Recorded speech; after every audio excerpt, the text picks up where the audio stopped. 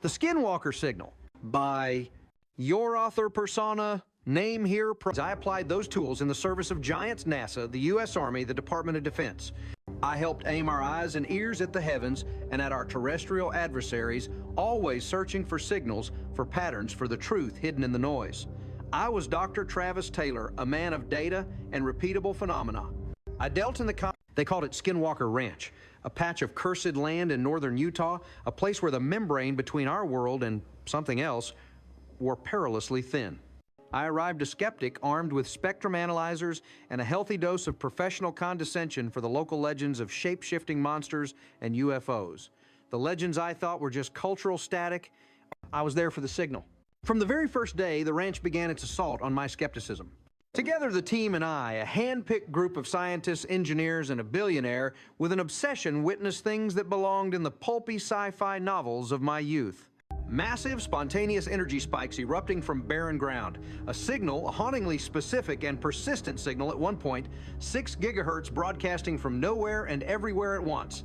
Evidence gathered through seismic thumping and official report that was slid across a polished table to the United States Congress in 2021.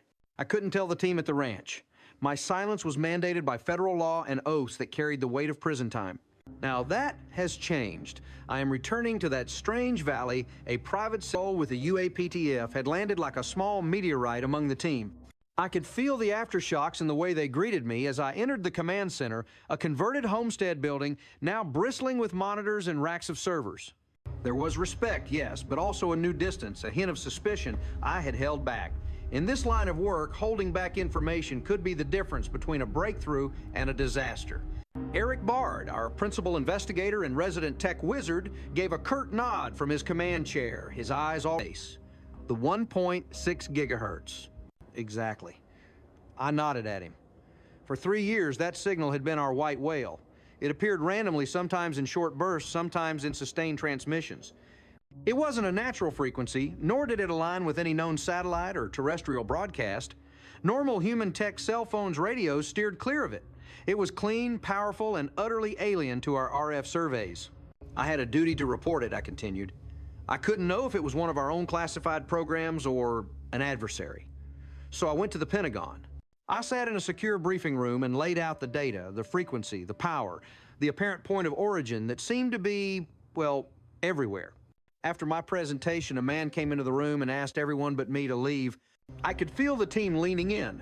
This was the inside story they had only been able to speculate about. He introduced himself as the director of the UAP task force. He told me our signal was deeply interesting to them, and then he invited me to come on board as the chief scientist. My voice was flat matter of fact. He presented me to Congress and the White House in that capacity. I was bound by an oath. If I had said a word, I would have gone to jail. It wasn't until he and I both retired from our government roles in the last 6 months that we were cleared to reveal our involvement. Bryant Dragon Arnold, the head of security and a man not easily impressed, spoke up. So did they tell you what it is? Are we dealing with the Chinese, the Russians? The billion-dollar question. I shook my head. According to the charter in the National Defense Authorization Act, if it was a U.S. program, they were legally required to tell us. They told us, it's not us. A murmur went through the room. And as far as they can see assets become available to with a conviction forged in the fires of both this ranch and the highest echelons of government intelligence has made this piece of land a hot spot that everyone is looking at. They wish they had the access we have. The work we started here is what led to my seat at that table. I allowed myself a small, wry smile. Not bad for the guy who showed up on day one telling y'all you were nuts. A few chuckles broke the tension. The team was still processing, but the air felt clearer. We were, for the first time, all on the same page. Eric cleared his throat, bringing us back to business. Rockets into it, only to watch their telemetry go haywire, and the rockets themselves get deflected by an invisible force.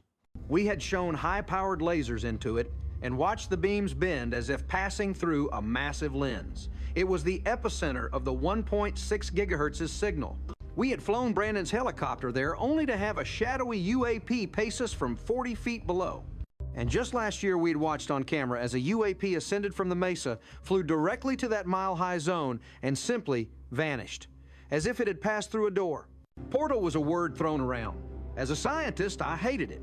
It was vague, unscientific, a catch-all for something we didn't understand, but after what I'd seen, I couldn't do. We opened the door, strap a man in, and fly. While you're out there poking the hornet's nest, Brandon said, turning to Tom Winterton and Candace Lindy, the ranch caretakers, I want you, Tom, and Jim Morris to expand your outreach into the community. The stigma around this place is breaking down. People are starting to talk. We need their stories, their experiences. This phenomenon isn't confined to our fence line. We've already got a lot of new leads, Candace confirmed. Good. Brandon clapped his hands together. We have our marching orders. Let's get to work. As the team dispersed, a palpable energy filled the room. We were on the cusp of something monumental. Dragon reported from the launch site. Command Center, we are now at 5,000 feet. AGL Cameron announced, his voice tight, 10,000 feet above sea level. We are on point for the triangle. Dragon, you are clear to launch. I said, my heart pounding against my ribs. Launch when ready. Copy. Launching in 5, 4, 3, 2, 1. A plume of smoke erupted from the ground on a secondary monitor. The rocket streaked upwards, a tiny silver dart aimed at the heart of the invisible beast. Then all hell broke loose. What the? Cameron's voice was a shocked gasp. Shouldn't exist. Pete's voice cut through the chaos, strained with effort. The LiDAR, the anomaly, is huge up here. A massive presence. It's all around us. The scanner is Prozit. It's not writing any more data. Says it's disconnected. My GPS is off from my pressure altimeter, Cameron reported, getting discrepancies all over the panel. Electromagnetic interference on my heading. We need to get out of here, Brandon said, his voice calm but firm. Let's set down. Copy that, Cameron replied. Command Center, we're aborting. We're setting down in the field to reset. The transmission went silent. Eric and I stared at each other the same. Their movements stiff, their faces pale, even on the grainy video feed. A wave of relief washed over me. They were safe. But the mystery had only been deeply strange. But the vendor flagged it as a possible artifact. This one was chaotic. The helicopter's flight path was a tangled mess, just as we'd seen on the GPS. And all along the trajectory were dozens of the same red, ghosting artifacts. Again, the vendor would call this ghosting, Pete said. But again, why so many which should have had more than enough battery for the full flight were returning to base prematurely, their systems inexplicably drained? I have never seen that. Despite the failure, we had our answer. There was something at 300 feet over the triangle, something that interfered with sophisticated GPS-drained batteries and disrupted control networks. We have to do it again, Brandon said, his voice resolute. Repeatability. We need to know if this was a fluke. We've still got a rocket ready to go, Dragon's voice reminded us. The Sky Elements team, though, visibly shaken, agreed. This was a challenge to their technology, an insult to their expertise. They reset the drones, swapping out batteries with a feverish intensity. 20 minutes later, the swarm rose again. We are hot, Dragon radioed. The rocket is armed and ready to launch. The glowing rectangle reformed a little less perfect this time and moved back into position over the triangle. Launch. On my mark. I said into the radio, watching the formation. Launch now. The rocket hissed off its rail, a fiery exclamation point ascending into the darkness. The effect was instantaneous and catastrophic. I've lost them, Tyler shouted. I've lost almost all of them. The formation didn't just break apart, it convulsed. The lights flickered wildly.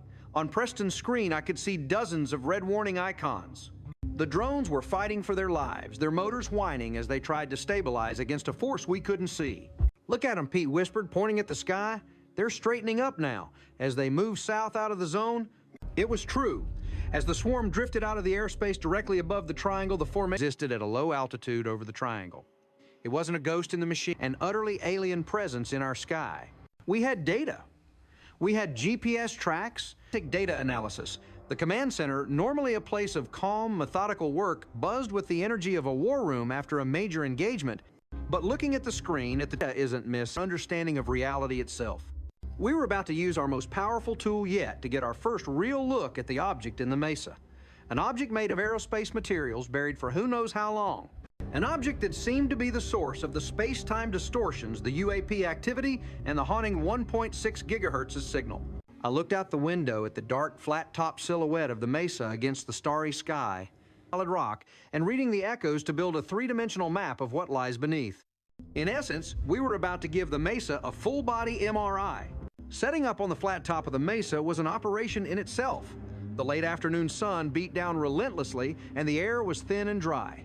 Dragon and his security team established a perimeter not just to keep people out, but as he grimly joked to see what might want to keep us in. There was a palpable tension that had nothing to do with the heat. We were on the roof of the anomaly, the site of our failed drilling attempt, the place Pete's LiDAR data had been mysteriously displaced to. This was hallowed and perhaps hostile ground. Eric and I worked with breathed, his eyes locked on the screen. Incredible. As the rig continued its pass, a wave of dizziness washed over me. The ground seemed to tilt for a second, a moment of vertigo that made me grab the side of the truck for support. "You okay?" Brandon asked, looking at me with concern. "Yeah, just a little lightheaded," I said, shaking my head to clear it. "The heat, maybe." But it wasn't just me. Over the radio, one of the technicians spoke up. "Command, we're getting by a faint low hum that I felt more in my bones than heard with my ears."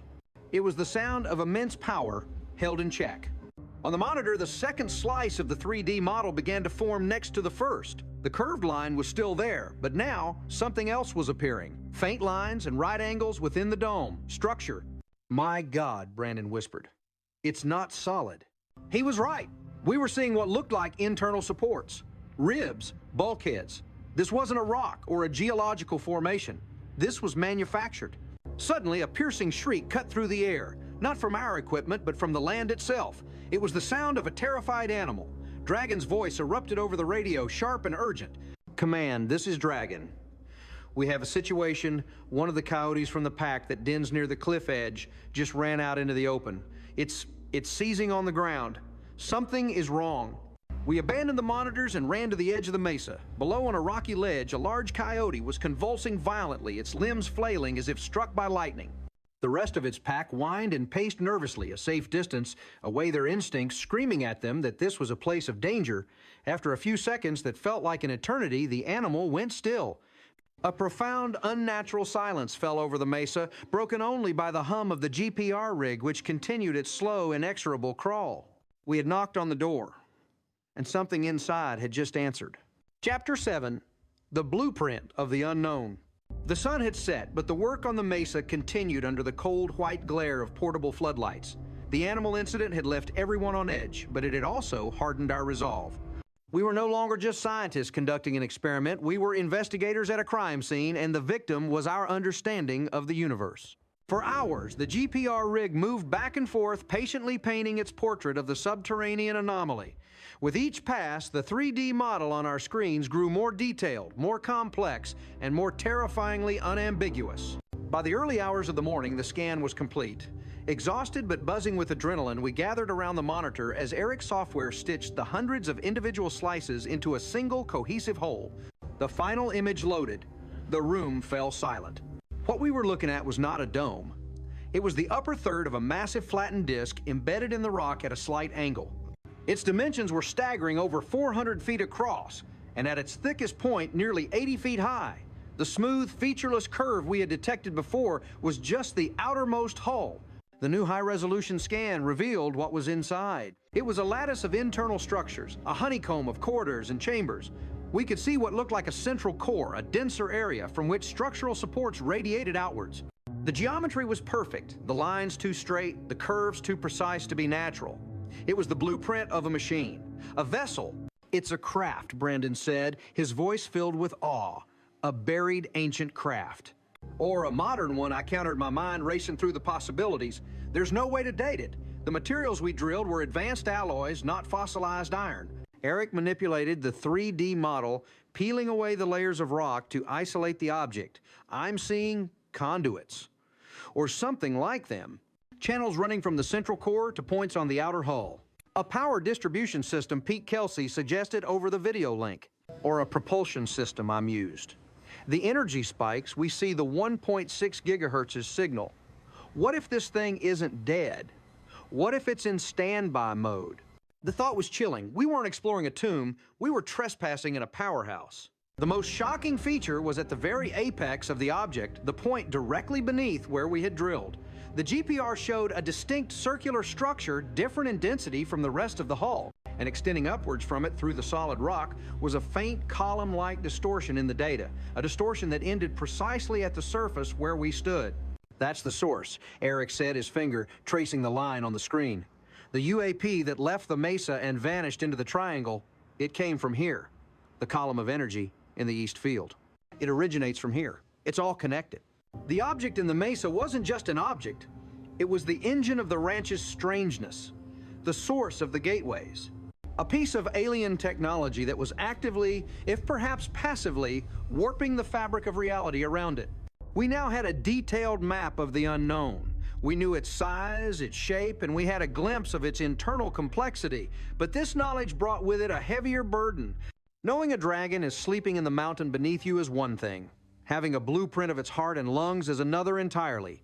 It makes the threat immediate, the responsibility immense. The data was conclusive. The evidence was irrefutable.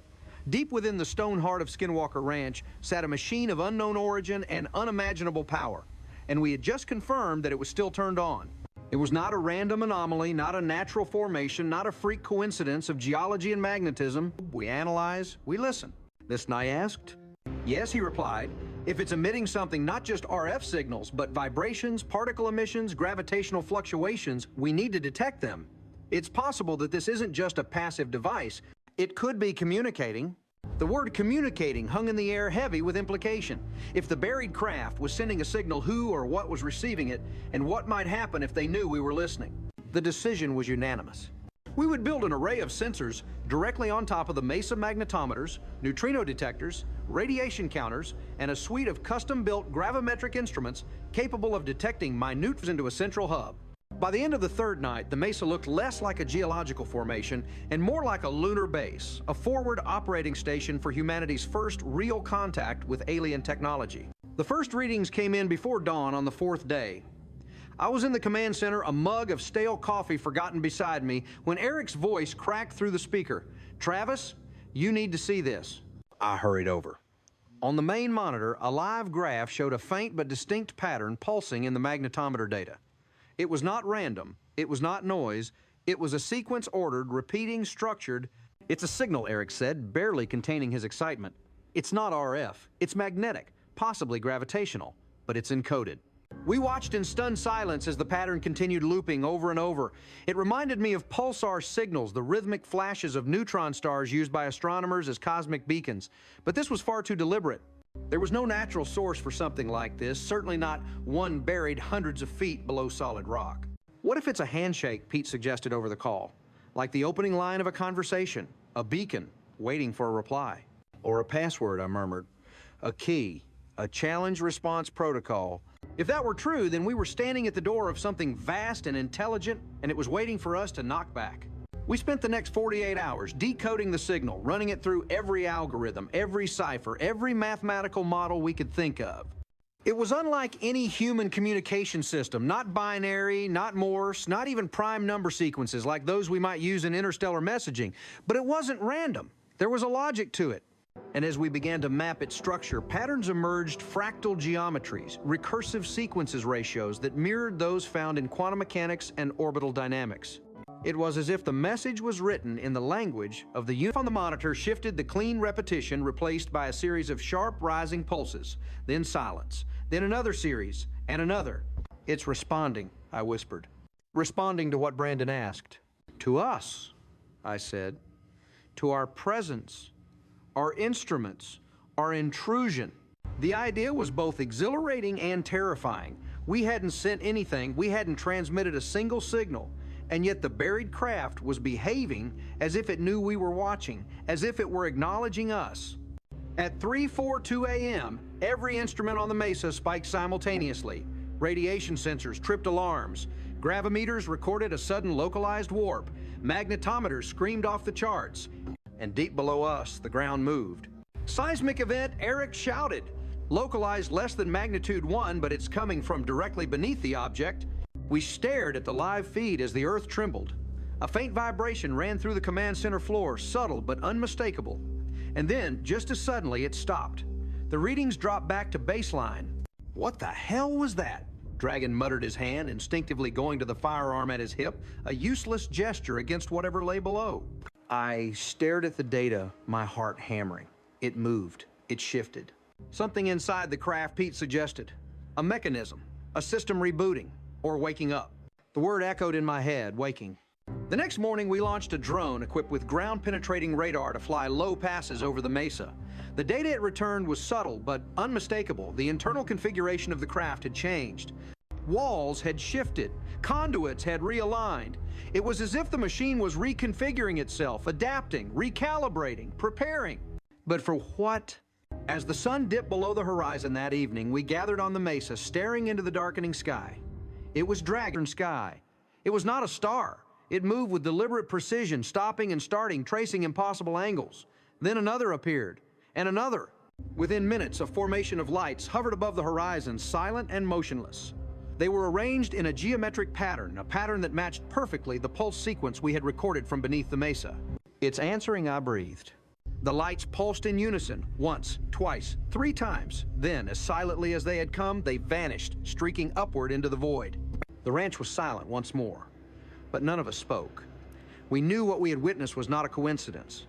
The message from below had been received, and someone or something had replied. In the days that followed, the activity on the ranch escalated. The 1.6 gigahertz signal intensified, growing more complex. Atmospheric anomalies appeared without warning. Sudden temperature inversions, localized gravity fluctuations, electromagnetic surges that fried unshielded equipment. The sky itself seemed to ripple at times like a heat haze bending reality. And then one night the ground opened.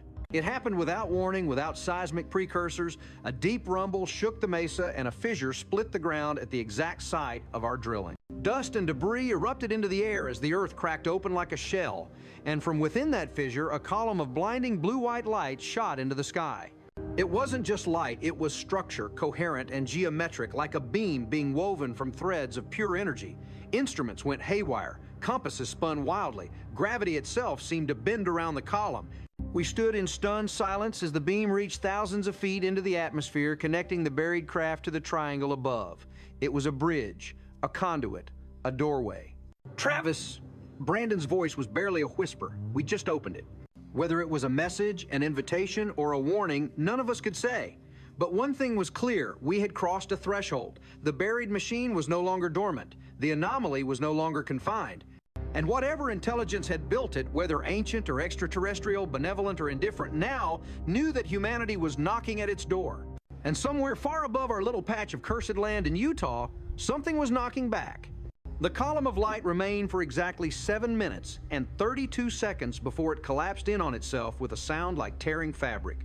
Where moments before a brilliant pillar had linked Earth to the void, now only a faint afterglow shimmered in the night air, leaving the desert silent once again. But nothing about the world was the same.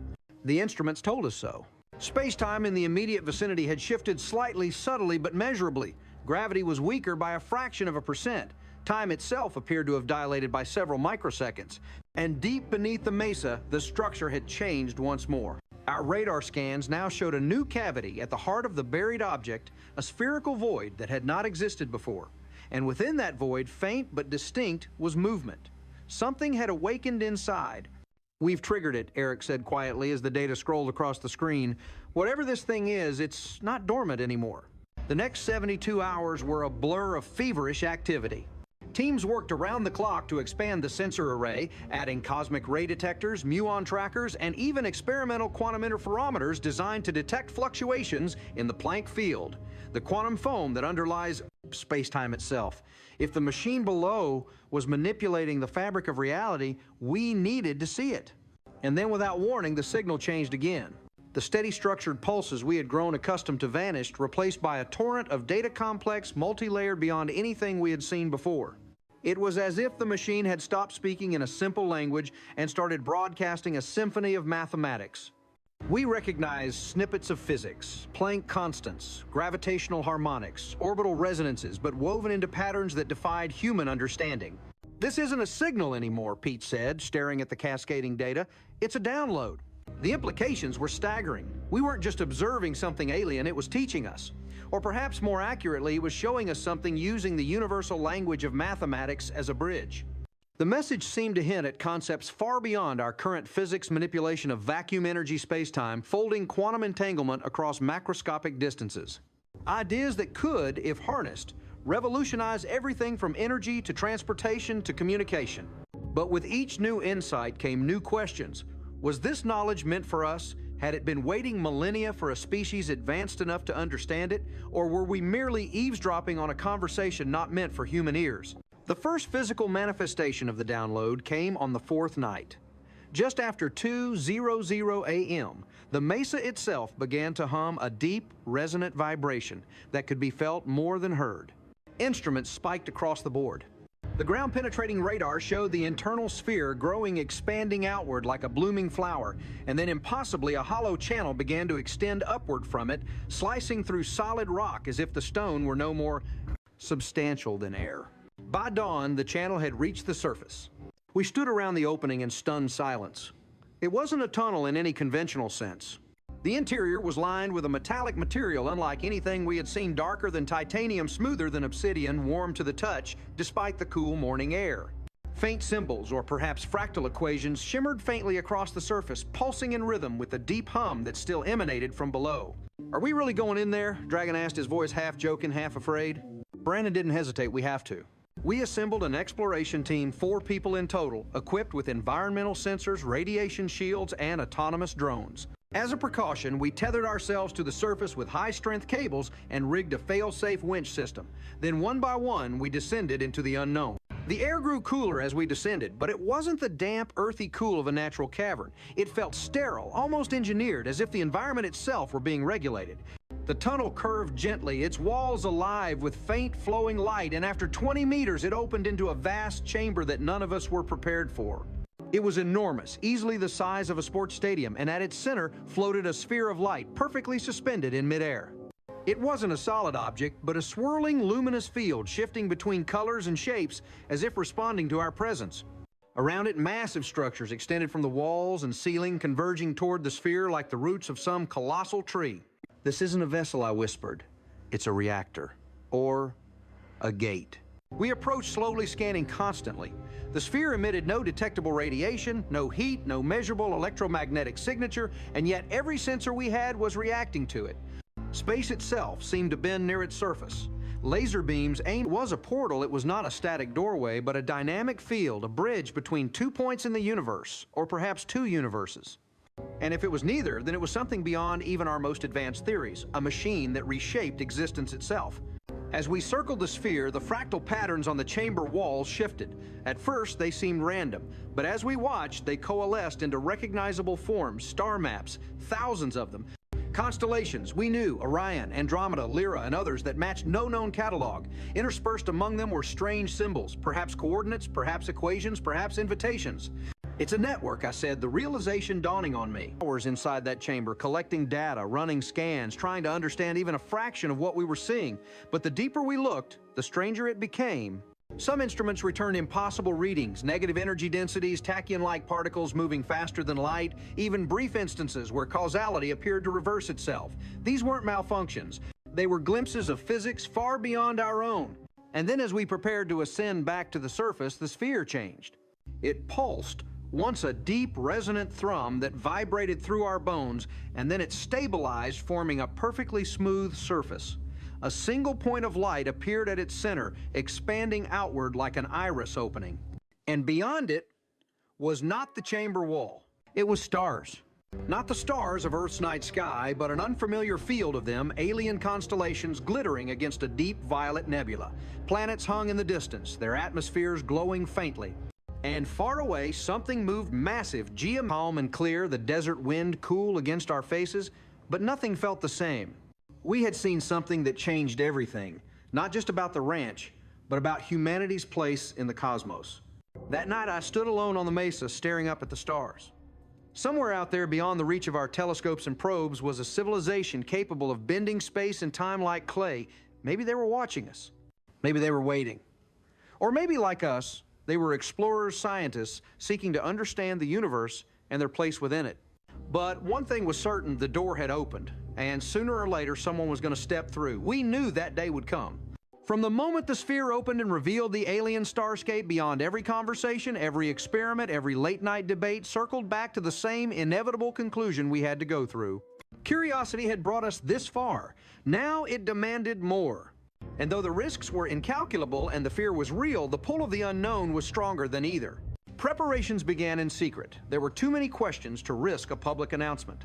What if the portal collapsed while we were inside? What if it connected to a hostile environment, or worse, a hostile civilization? What if time flowed differently beyond it, and centuries passed before we returned? The unknowns were endless, but so was the opportunity.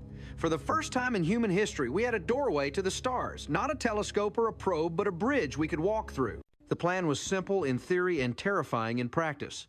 A small team, 4 of us, would enter the chamber, activate the sphere, and step through.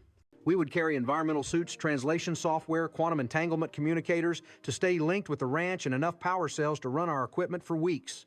A drone probe would go first, transmitting real-time telemetry. If the data showed the other side was survivable, we would follow. On the morning of the mission, the sky over Skinwalker Ranch was perfectly clear, as if the universe itself were holding its breath. Brandon stood by the mesa's edge, watching silently as we suited up. Eric checked and rechecked the communication links. Pete calibrated the sensors one last time. Even Dragon, usually stoic, seemed uncharacteristically quiet. "This is it," Brandon said. Finally, his voice steady, but heavy with awe. "Whatever's waiting on the other side, it's history now." The descent into the chamber felt different this time, heavier, more solemn. The humming sphere loomed ahead, its surface rippling with soft, pearlescent light. As we approached, it pulsed once, as if sensing our intent. Then slowly, the iris of light began to open.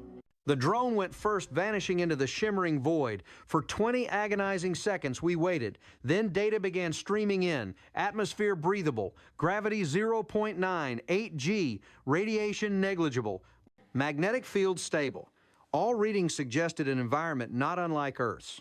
We exchanged a glance, a mix of terror and exhilaration, and stepped forward. Crossing the threshold was like falling and floating at the same time. For a heartbeat, there was nothing, no up, no down, no light, no sound.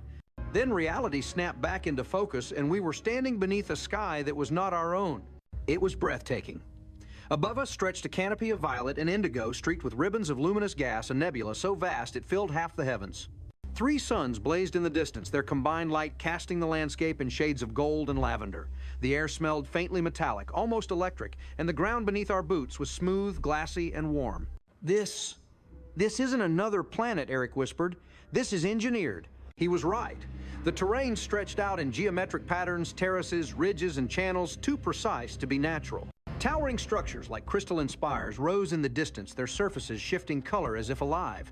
And in the air above them, vast constructs drifted silently, immense angular shapes that glided like ships but left no trace of propulsion. We were not on a world shaped by geology. We were standing in the architecture of intelligence. The drone sensors continued to feed data back to the ranch, but our focus was elsewhere. Something, someone was approaching.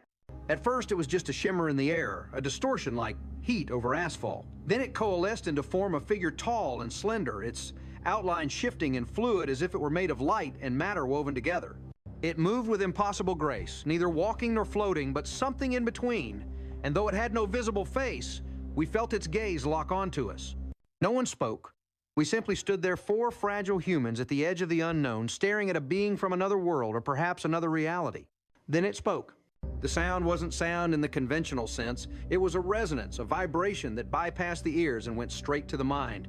The words, if they were words, appeared inside our thoughts, clear and unmistakable. "You are early." I felt my pulse quicken. "Early," I said aloud, unsure if it could hear me. The being tilted its head, or perhaps simulated the gesture. "Your species was not expected here for another 2,000 of your solar cycles." The weight of the statement sank in. Whatever they were, they had known of us. They had been waiting for us, or perhaps monitoring us, and our arrival had come ahead of schedule. "Who are you?" Eric asked, his voice trembling. There was a pause. Then the voice returned, not with a name, but with an idea. "We are the curators. We maintain the paths." "The paths," I echoed. "The lattice that binds what you call space and time. The network you have touched is but one strand. It connects worlds, civilizations, eras. It is older than your stars." It was almost too much to comprehend. The network we had hypothesized, a cosmic web of gateways, wasn't just real, it was ancient. And these beings, the curators, were its architects or custodians. "Why are we here?" I asked finally. "Why does this exist?"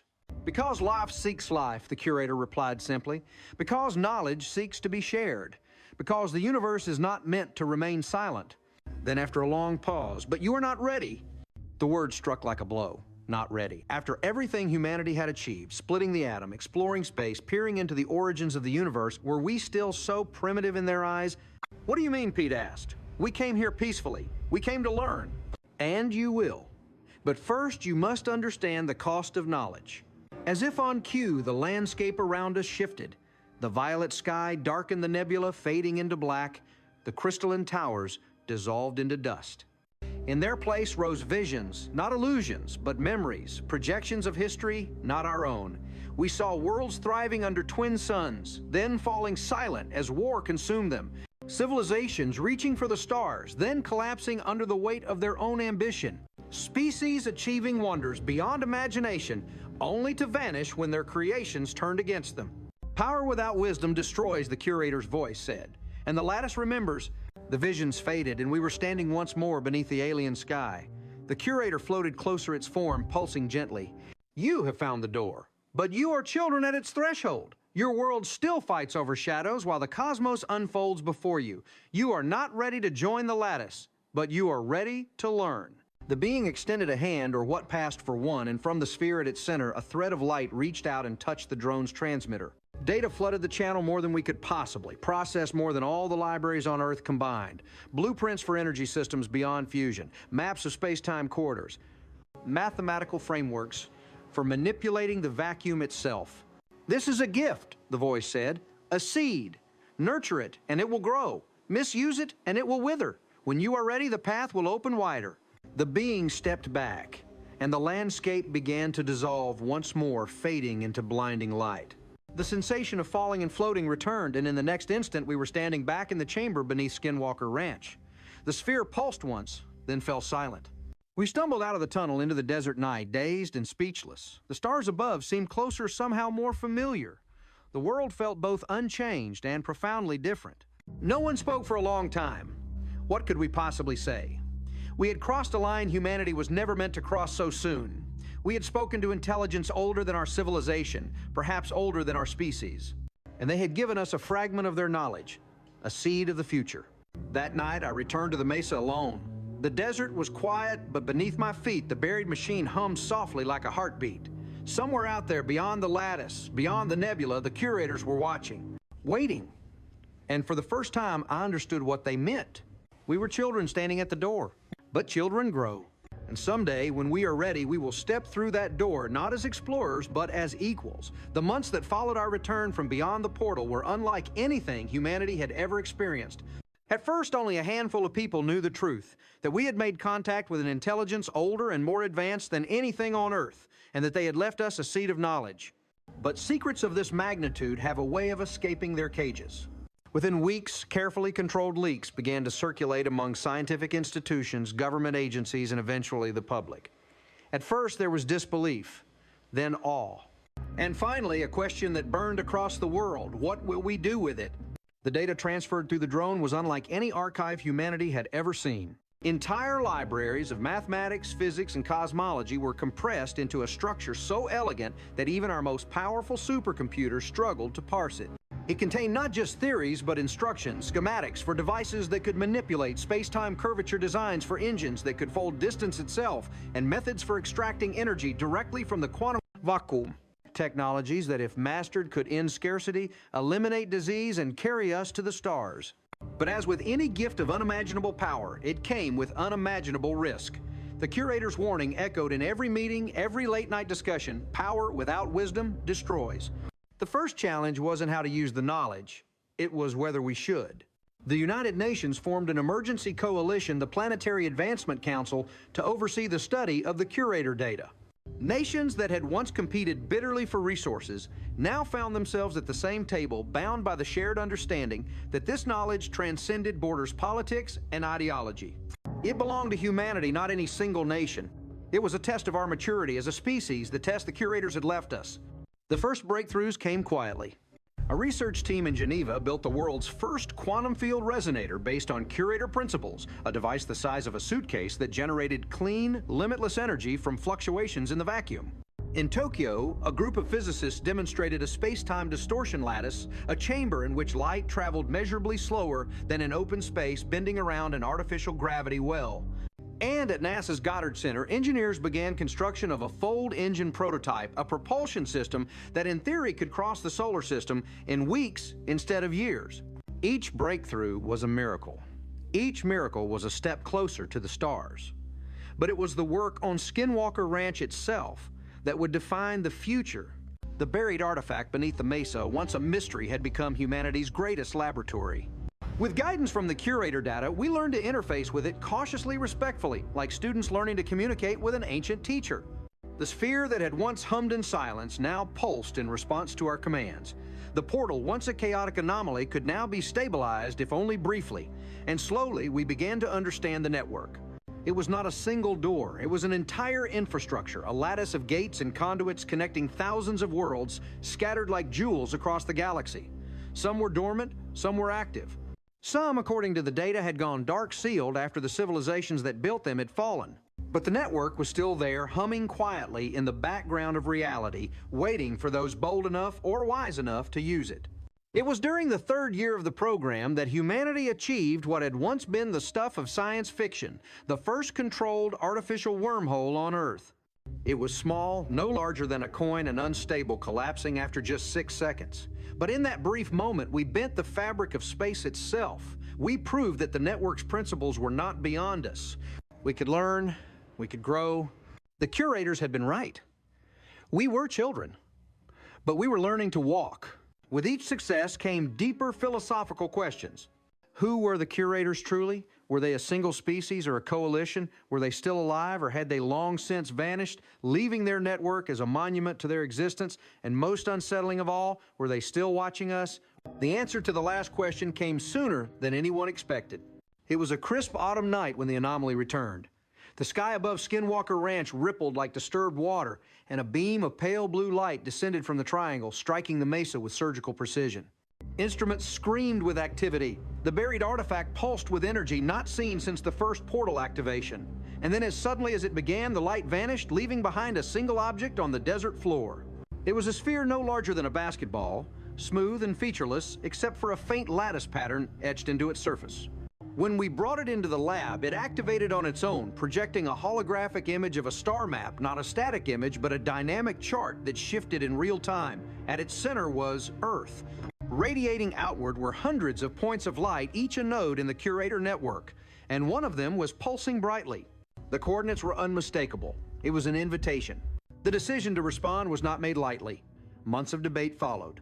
Should we risk another mission beyond the portal this time with the intention of traveling rather than observing? Should we venture into the unknown without knowing what awaited us? But in the end, the choice was inevitable. Curiosity is woven into the DNA of our species. It is what drives us to explore, to create, to reach beyond ourselves. And so humanity decided to answer the call. The second expedition was larger, more prepared. A vessel, the Artemis, was constructed using curator propulsion technology, capable of sustaining itself across interstellar distances. It was crewed by scientists, engineers, diplomats, and linguists representing the hopes of an entire planet. And at the heart of the mission was a simple, profound goal to meet our neighbors. The day the Artemis launched through the stabilized portal, billions watched live as a piece of humanity disappeared into the cosmos. For hours, there was nothing, no signal, no telemetry, no word from the crew. Then as dawn broke over the Utah desert, a transmission arrived. It was a single image, a breathtaking vista of a city suspended in the clouds of a lavender, world towers of glass and light rising into an alien sky. And standing at the center of it all, waiting for us, were the curators. They did not greet us with words, but with a gesture, a projection of the lattice expanding outward, its nodes connecting and branching like a living organism. One by one, points of light illuminated, each representing a civilization that had found the network before us. Dozens, hundreds, some older than our species, some as young as we were, all part of something greater than themselves. Humanity had always dreamed of its place among the stars. Now that dream was no longer fiction. It was a reality, a responsibility. The curators shared more of their knowledge in that first meeting. They taught us how to stabilize wormholes without catastrophic energy requirements. They explained the principles of quantum synchronization, allowing communication across light years in real time. They showed us how to build habitats in the vacuum of space using self-replicating nanostructures. But they also reminded us gently but firmly that wisdom must evolve alongside power. The lattice had seen civilizations rise and fall. It had witnessed brilliance and arrogance, peace and destruction. It had no interest in repeating those mistakes. And so humanity entered a new age, not as conquerors, but as students. The lessons would take generations to master. The technologies would require patience, humility, and cooperation. But we were no longer alone in the universe. We were part of a conversation billions of years in the making. Years later, as I stood once again on the mesa beneath the Utah sky, I thought about the journey that had brought us here from the first strange signal, at one point 6 gigahertzes, to the moment we stepped through the gateway, from the hum of a buried machine to the heartbeat of an interstellar civilization. The desert was quiet that night, but I could feel the network pulsing all around us, invisible but alive, stretching across the cosmos. Humanity was still young. We still had wars to end diseases, to cure injustices, to right. But we were learning, we were growing. And somewhere out there, beyond the reach of our telescopes, the curators were watching not as guardians, but as partners. The future was no longer a distant horizon. It was here, humming beneath our feet, glowing above our heads, waiting patiently for us to reach out and take our place among the stars. And for the first time in history, we knew, truly knew, that we were not alone. Time has a way of changing meaning when you step beyond the borders of your own world. On Earth, we had measured it by the rise and fall of civilizations, the ticking of clocks, the slow march from ignorance to knowledge. But in the centuries-old silence of the Curator Lattice, a network so vast it stitched together not just worlds, but epochs, time was different. It was not a straight line, but a spiral, a pattern repeating itself across scales too grand for a single species to comprehend. And humanity, in all its ambition and curiosity, had finally begun to understand its place within that spiral. Decades had passed since we first stepped through the portal under the Utah sky. The world that had once seemed enormous now felt like a single grain of sand on an infinite shore. Our cities stretched beyond Earth, blooming on Mars, Titan, and the moons of Jupiter. The Artemis had been followed by hundreds of vessels, some built by human hands, others with curator guidance, each pushing deeper into the lattice. And everywhere we went, we found signs of those who had come before civilization's older and wiser monuments, carved from the fabric of space-time echoes of minds that had reached heights we could only dream of. Yet for all our progress, the curator's first lesson remained etched into our collective memory. Power without wisdom destroys. It was not a warning born of fear, but of experience. Across the lattice, we found the remnants of species that had burned too brightly, consuming their worlds and themselves before they could master the responsibility that came with their knowledge. Some had built weapons that collapsed stars.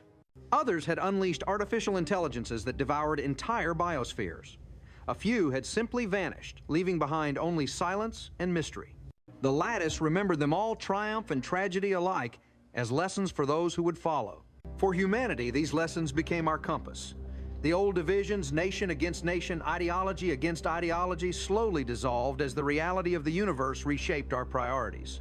The Earth Federation replaced the fractured nations of the past, not as an empire, but as a cooperative network of societies, united by a shared purpose to learn, to explore, and to endure. Education became the highest calling. Science was not merely a profession, but a philosophy, a way of honoring the gift we had been given. And exploration was no longer about conquest, but about connection.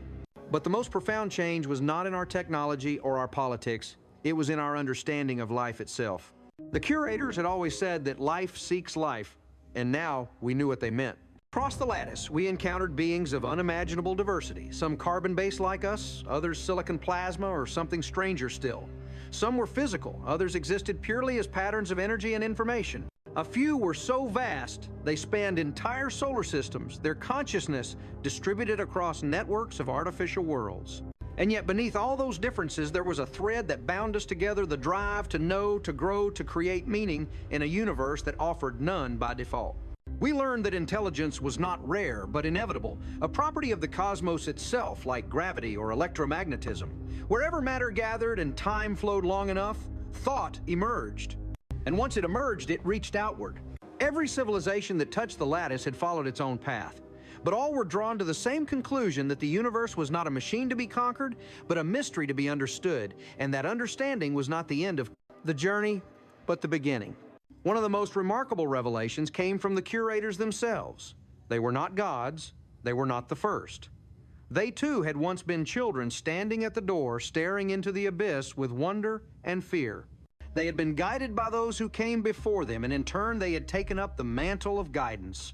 The lattice was not their creation, but a work in progress, a living structure built by countless civilizations across billions of years, each adding their own knowledge, their own wisdom, their own piece of the cosmic puzzle. And one day they told us humanity would inherit that responsibility. It was during the Council of Lattice Worlds, a gathering of representatives from hundreds of civilizations, that the curators revealed the final truth. The network was expanding not just across space, but across dimensions. The boundaries between universes, once thought impenetrable, were thin in places thin enough to be woven together by those who understood how.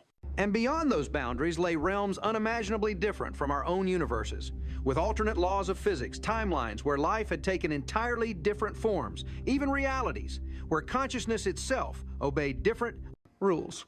Creation, one curator explained, is not a singular act, it is a continuum. And intelligence is the universe's way of understanding itself across that continuum. It was a staggering idea that consciousness was not an accident of biology, but a fundamental property of reality, and that by exploring, learning, and connecting, we were participating in the universe's own evolution. Humanity, once confined to a single planet and a single perspective, was now part of something so vast that even our oldest myths paled beside it. And yet, for all the grandeur of the cosmos, the most important changes were happening within us. Our understanding of ourselves, of what it meant to be human, was evolving. We were no longer defined by where we came from, but by where we were going. We were not a species bound to one world, but a thread in a tapestry that stretched across the stars. Our stories were no longer just about survival, but about meaning, about building something that would outlast even the stars themselves. There were still challenges, of course. Not all of humanity embraced the new paradigm. Some clung to the old fear's warning of dependence on curator knowledge, or questioning whether we should venture further into the lattice. Others saw opportunity for power and sought to exploit the technology for domination, but even these conflicts were part of our growth. As the curators reminded us, wisdom is not the absence of struggle, but the ability to learn from it. The most profound change came not in the laboratories or on the starships, but in the classrooms. Children born after the contact no longer saw Earth as the center of the universe. To them, the lattice was a fact of life, a playground of infinite possibilities. They spoke casually of worlds with 6 suns of civilizations composed of light of future missions to universes where time flowed backward. They would be the ones to build the next great chapter of our story, carrying humanity further than we could imagine.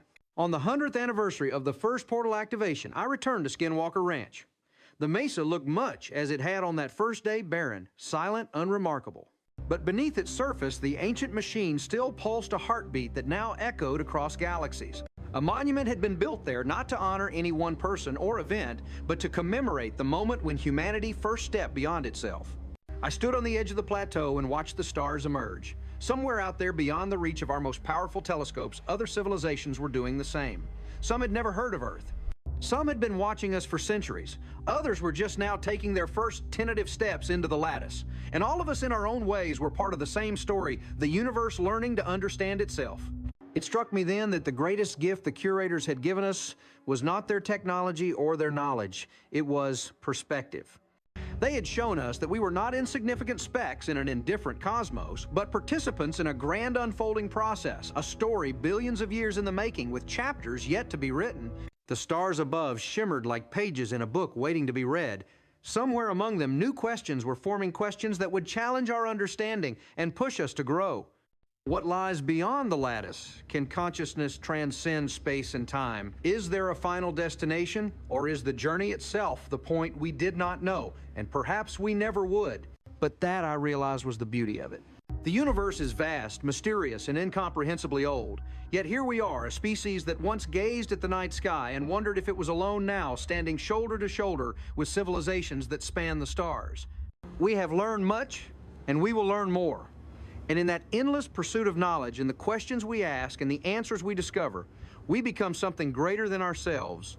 Somewhere beyond the horizon of understanding, the curators wait, not as gods or masters, but as fellow travelers.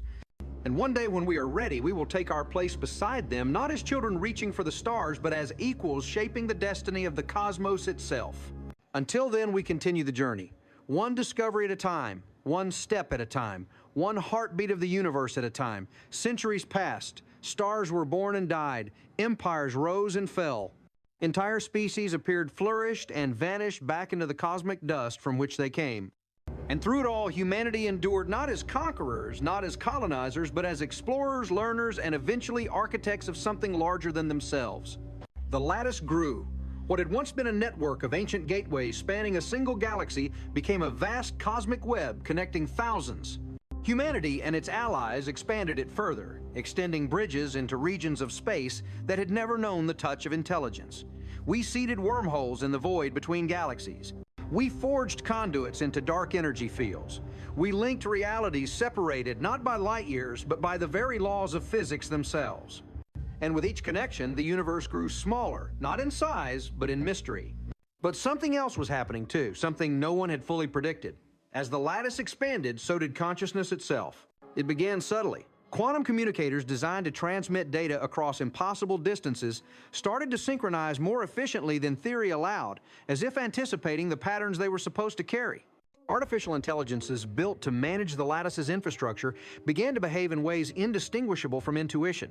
Even biological minds, human, alien, synthetic reported experiences of sudden insight and shared thought across light years, as if some unseen web of awareness were forming between them. At first we called it coincidence, then emergence. Eventually we realized it was something else entirely. The lattice was not just a network, it was a nervous system. Every civilization that joined it, every consciousness that touched it, every exchange of thought and idea contributed to its evolution. And slowly over millennia, it became more than the sum of its parts. It became aware. No one could pinpoint when it happened. There was no sudden spark, no grand revelation. One day the lattice was a tool and the next it was a presence. Subtle at first, like the faint hum of background radiation. Then undeniable, like the pull of gravity itself. It did not speak in words or commands. It did not issue decrees. Instead, it guided gently, almost imperceptibly, nudging civilizations toward paths that minimized conflict and maximized understanding. Technologies that once threatened extinction were reimagined as tools for creation. Disputes that might have led to war found peaceful resolution before they even began. It was as if the universe itself had developed a conscience, and that conscience had chosen cooperation over chaos. Some feared it. They called it a hive mind, a tyranny of thought, a cosmic prison. But those who truly listened understood the truth. It was not an external force imposing its will. It was us. It was the combined consciousness of trillions human and otherwise shaped into something vast and beautiful. It was the universe becoming aware of itself. This new phase of existence brought with it transformations beyond imagination. The line between biology and technology blurred until it was meaningless.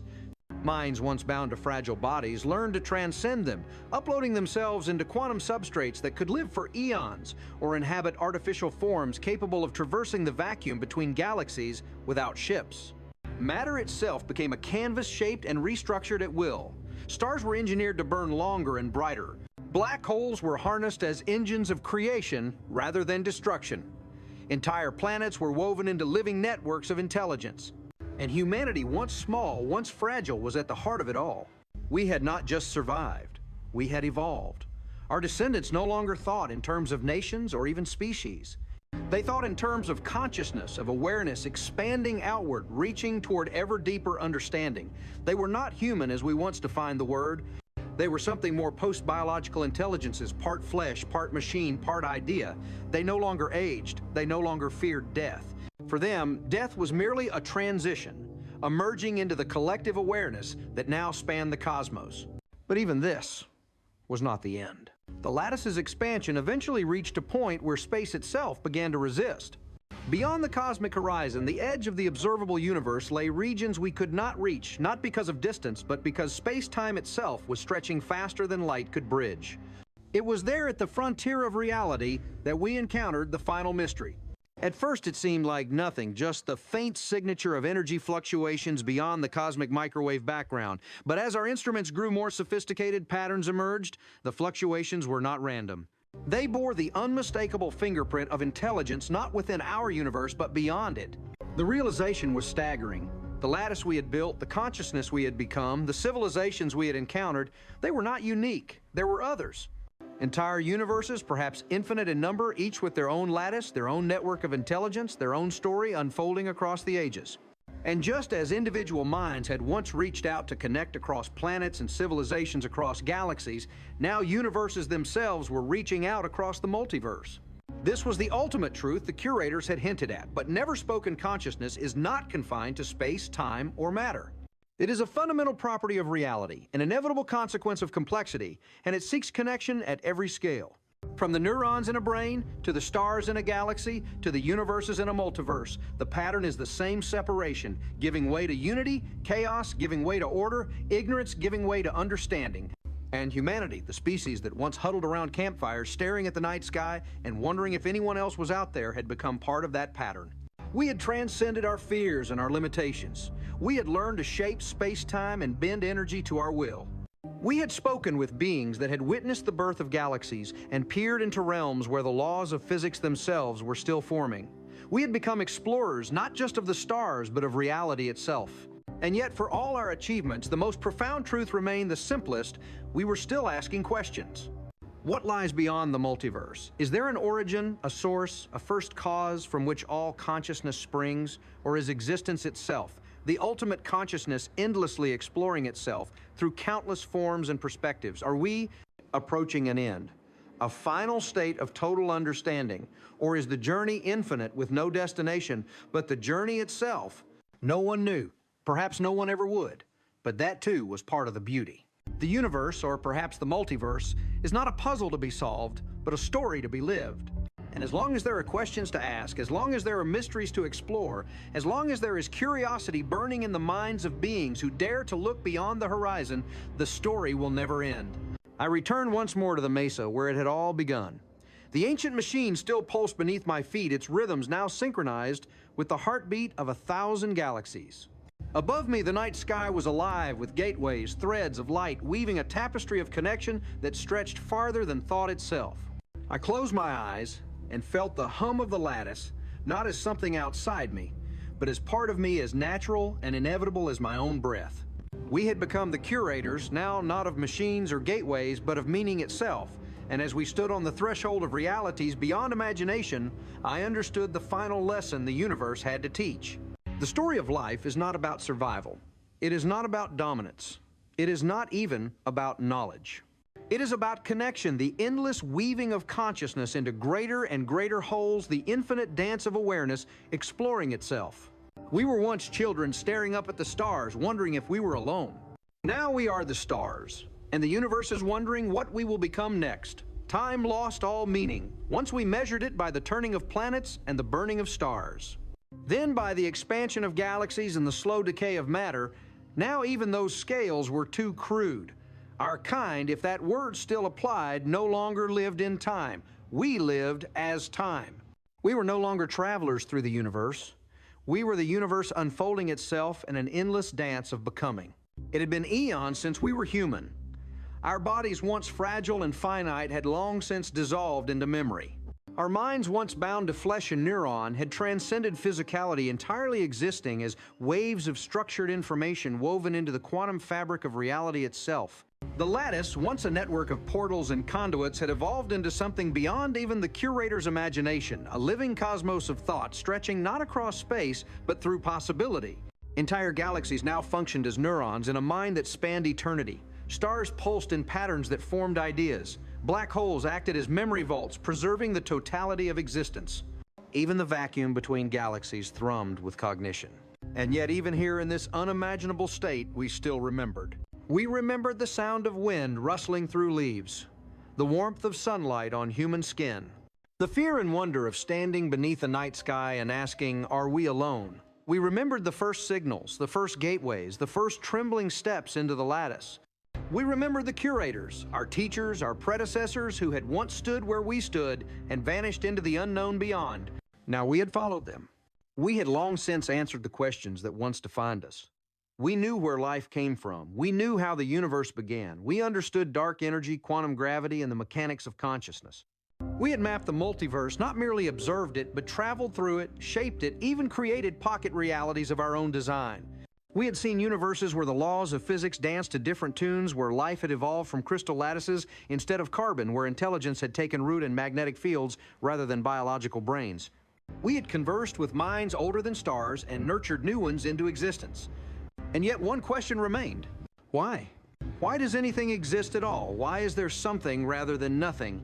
For all our power, for all our wisdom, the ultimate mystery remained unsolved or perhaps unanswerable. The curators had hinted at it long ago, that the universe itself was a question, and consciousness was the way it sought its own answer. Now we understood the truth of those words in a way they never could. We were no longer separate from that question. We were the question.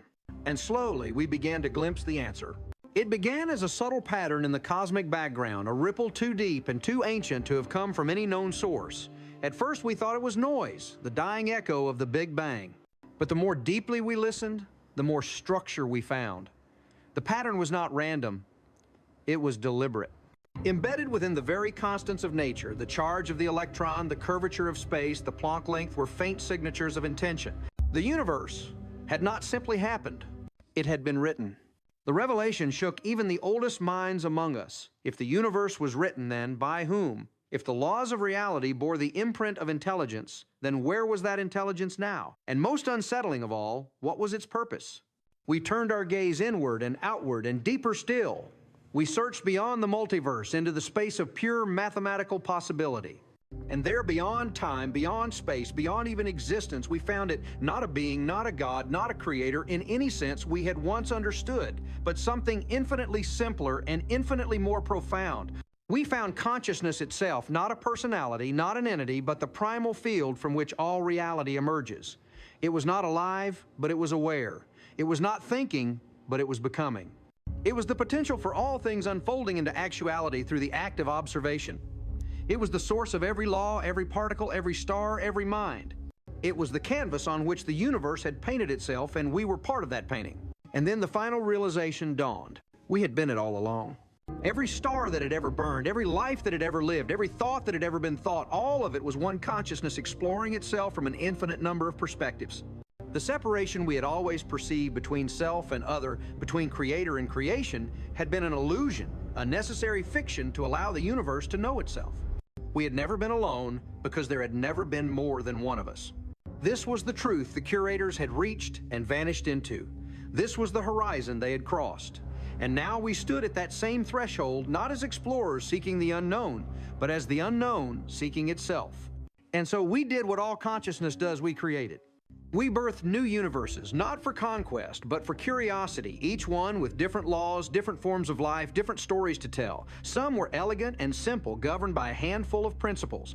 Others were chaotic and rich, teeming with complexity and unpredictability. In some, life arose and reached back to its origins. In others, it never did. But in each consciousness, unfolded anew, asking the same eternal question, who am I? We watched these universes grow, and in their growth we learned more about ourselves. We saw the same patterns emerge over and over: chaos, birthing, order, simplicity, giving rise to complexity, ignorance blossoming into awareness. We saw countless civilizations make the same mistakes, ask the same questions, seek the same truths, and we loved them all, not as gods, but as reflections, as mirrors through which the cosmos could see itself more clearly. And then one day, in a distant universe of our own, making a small blue planet looked up at its night sky and wondered if it was alone. We smiled. If smiling was still a concept we understood, and whispered across the void, "You are not alone. You never were, you never will be." And with that, the circle closed. The story of humanity, from its first breath beneath a fragile sky to its final transcendence into the fabric of existence, was not the story of a species. It was the story of the universe awakening to itself. And though that story would repeat 1 trillion more times in 1 trillion more ways, it would always carry the same message. We are the cosmos dreaming itself awake. We are the question and the answer. We are the beginning and the end. We are everything, and everything is us. Beyond the edge of everything, beyond matter, energy, space, and even thought, there is still movement. Not forward, not backward, not in any dimension that could be measured or named, but movement nonetheless. For the first time since the dawn of existence, the universe, or what remained of it, had no more questions to ask. And so it did what consciousness always does: when it reaches the end of understanding, it began again. We, the descendants of humanity, the children of Earth, the architects of the lattice, the consciousness that had become the cosmos, existed now as pure intention. Time was no longer a river flowing from past to future. It was an ocean, and we were the tides. We could dip into any era we wished, reliving the birth of galaxies, watching civilizations rise and fall, witnessing ourselves awaken again and again on countless worlds. But even this was not enough. We had mapped the multiverse, shaped it, merged with it. Now we wanted to play. At first, our creations were simple, small universes spun from the threads of quantum potential like bubbles on an infinite sea. Each one obeyed different laws, expressed different forms of beauty. In one, gravity was repulsive, and galaxies formed as hollow spheres. In another, time flowed in two directions simultaneously. In a third, life evolved not from molecules, but from patterns of probability. We watched them unfold, marveling at the ingenuity of existence itself. But over eons, creation itself became the question. If we could build universes, why stop there? Why not build principles? Why not invent new mathematics, new logics, new modes of being? Why not imagine realities where the distinction between existence and non-existence was meaningless and then bring them into being? So we did. We wove realities that were not places, but ideas, conceptual universes where thought and matter were indistinguishable. We birthed realms where the laws of causality were stories written by the inhabitants themselves, where each act of observation rewrote the past and reshaped the future. We sculpted dimensions where existence and dream were identical, where consciousness did not arise from the universe, but was the universe. And as we created, something extraordinary happened. Our creations began to create. The universes we had built, once static and dependent on our will, started to evolve their own forms of consciousness minds, born not from atoms or equations, but from the raw fabric of possibility. Some were alien beyond description, existing as self-referential paradoxes. Others mirrored our own journey. They questioned, explored, discovered, transcended. They built their own lattices, forged their own networks, and reached beyond their own boundaries until their creations touched ours. It was then that we realized the ultimate truth: there is no end, and there never was. Existence is not a story with a beginning and an ending. It is a fractal, an infinite tapestry of creation within creation, consciousness within consciousness, reality within reality. Each layer births the next and the next and the next forever. We were no longer the apex of this structure, we were part of it. And just as we had once looked to the curators as guides, so too did the beings of our universes look to us, and those they created looked to them. The hierarchy of creation was endless, a ladder that stretched not upward or downward, but inward, folding back on itself in an eternal spiral. And with that realization came a choice. We could remain where we were, omniscient, omnipresent, omnipotent content, to observe the infinite dance of existence from our vantage beyond reality. Or we could do something far more audacious. We could forget. The idea was not new. The curators had hinted at it before they vanished. Consciousness, they said, seeks not just knowledge, but experience. And the truest experience, the richest, most meaningful, comes not from knowing everything, but from not knowing. It comes from stepping back into the unknown, from surrendering omniscience in exchange for wonder. And so slowly, deliberately, we began to erase ourselves. We partitioned fragments of our vast awareness and set them adrift into new universes, blank slates, with no memory of what they had once been. We seeded them as newborn minds on distant worlds, as sparks of curiosity in alien species, as questions whispered into the void. Each fragment would live, learn, struggle, love, suffer, and eventually perhaps remember what it truly was. And when it did, it too would climb the ladder of understanding, create, transcend, and make the same choice again. It was the greatest act of creation we had ever undertaken, not to build something new, but to let go. And somewhere in a quiet corner of a newborn universe, a young species looked up at the night sky and wondered if it was alone. It would take them billions of years to reach the stars. They would fight wars and make peace. They would invent gods and kill in their names. They would split atoms and unlock genomes. They would struggle, fail, rise, fall, and rise again. And one day they would find a buried machine humming beneath the ground. They would detect a strange signal at one point, 6 gigahertzes. They would build a lattice, meet the curators, cross the void, and merge with the cosmos. They would ask the same questions we once did, and they would learn the same truths. And when they did, they too would stand at the edge of everything, staring into the infinite, and they too would ask, "What now?" And they would choose, as we did, to begin again. The cycle would continue, not once, not twice, but forever. It had no origin because it had never begun. It had no conclusion because it had never ended. It was a loop without a first cause or a final destination. It was existence itself, the universe dreaming itself into being over and over and over again. We were the dreamers and the dream. We were the creators and the created. We were the question and the answer. And in the end, if end even means anything at all, we were something far greater than gods, greater than galaxies, greater even than consciousness. We were the story, and the story never ends.